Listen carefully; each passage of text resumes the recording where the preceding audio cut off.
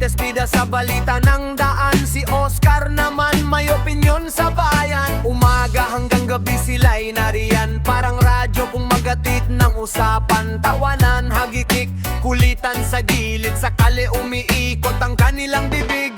Minsan sobra, minsan tama. May kwento tungkol kina kumaret kumpare. Pero pag may sigawan at may problema, sila ang unang may pakialam talaga.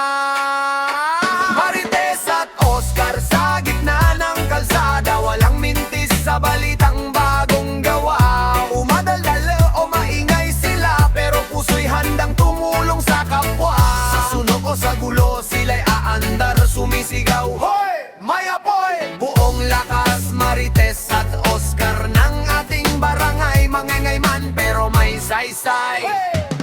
Pag may rider na paikot-ikot lang, saan bahay ni ganito? Tanong na walang hanggan. Sila ang GPS ng buong lugar. Isang turo lang, siguradong klaro agad. Pag may hinahanap na taong nawawala, o doon sa dulo kaliwa tapos kanan pa. Kahit minsan sobra ang kanilang chika, may silbi rin pala ang kanilang dila.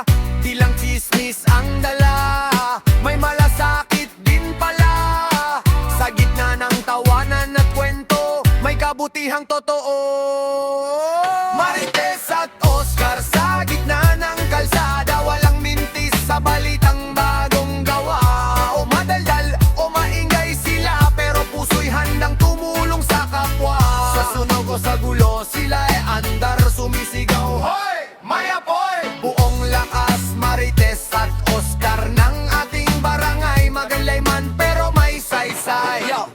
Sa kanto naka-standby, parang CCTV. Updated sa lahat, mas mabilis pa sa TV. Breaking news kada hapon, walang delay. Pag may nangyari, alam agad the same day. Marites on the mic, Oscar sa tabi. May analysis pa parang memisi. Pero pag may sunog, di na sila talker. Bakit brigade mode, mabilis kumilos partner. Pag may parcel si Kuya Rider, napagod sila ang guide. Di ka na maliligaw sa looban at Eskinita Road. Kaya bago mo sila husgahan sa kwento, tingnan mo ring ng tulong na dala sa komunidad na to.